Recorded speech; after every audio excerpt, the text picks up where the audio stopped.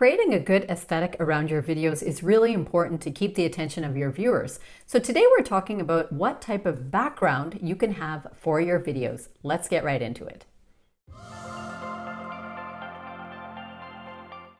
If you're new here, my name is Liz and I help coaches and consultants add video to their business. Be sure to subscribe so that you never miss any of my future content. Now, why would you want a background for your videos? Now, there's a couple different ways that you can do this, but really the issue here is that you want to make your videos as visually aesthetic within that frame as you possibly can. Now, if you're a business owner, you don't have to go to any great lengths to have a cinematic looking background because frankly, your audience doesn't care. Many studies have shown that people care about the message more than they care about anything.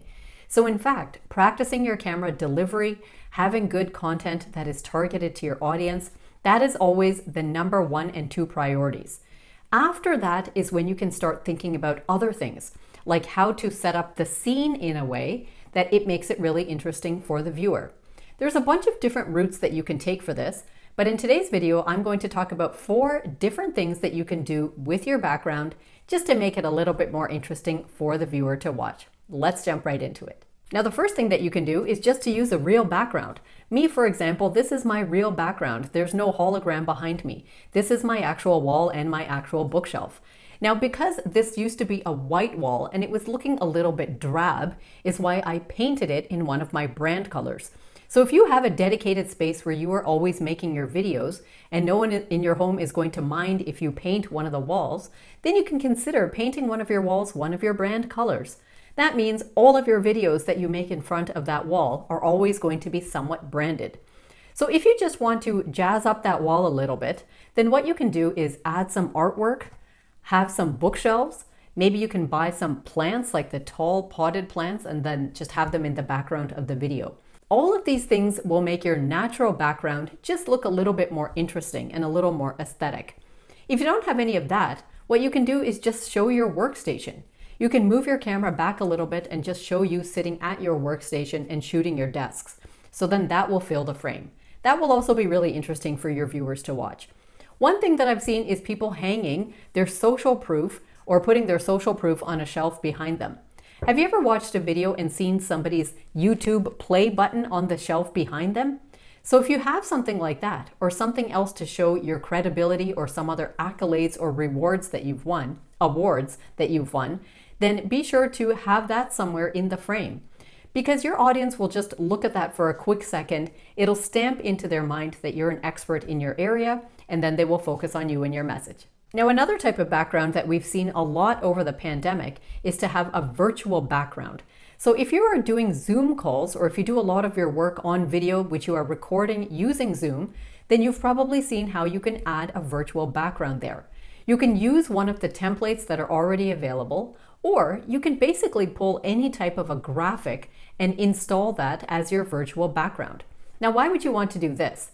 This is something that's handy to do if you're already using a program like Zoom and you want to have a different background.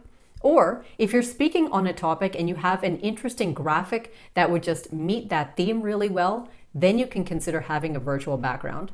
And the one reason why people often try to add a virtual background is because they're not very happy with the actual background that they have. If you are shooting your videos, for example, in your bedroom or in your kitchen or in some part of the house where there's other personal items there, and you don't want your entire audience having to look at that, then having a virtual background is a great choice. Now, one thing to keep in mind is that you have to adjust the settings of that background really well so that it captures you without actually making any part of your body disappear. Have you ever been on a Zoom call where somebody moves their hand and all of a sudden their hand disappears out of the video? This happens when they haven't adjusted the settings and when they haven't actually adjusted the lighting in the room. The lighting also makes a difference. Remember, that camera lens is trying to tell the difference between your body and that virtual background. So it needs the help of the light to actually do this. So be willing to spend a little bit of time just fiddling with the light and adjusting the angle of all of this so that you are actually showing up solid in the frame with a virtual background behind you. Now, another type of background that's connected to the one that we just talked about is a green screen. So there's a few different ways you can do this. You can go to the fabric store and buy a big piece of green fabric, iron it really well to get the creases out, and then somehow just hang that or tape that to the wall behind you. As long as the full frame behind you is green, you can use that as your green screen. Or you can go on Amazon and just order one, and it'll come sort of as a stand-up, pop-up style of green screen that you can just put up behind you. Some of them are really convenient because you can fold it down or collapse it and then just take it other places with you. That gives you a ton of flexibility because it means you can practically shoot a video from anywhere and then just put an image up on that green screen and nobody will ever know where you're actually shooting from. Now, this becomes really handy for some of the reasons that we already mentioned, meaning if you don't really want people looking at your actual background, you can use a green screen.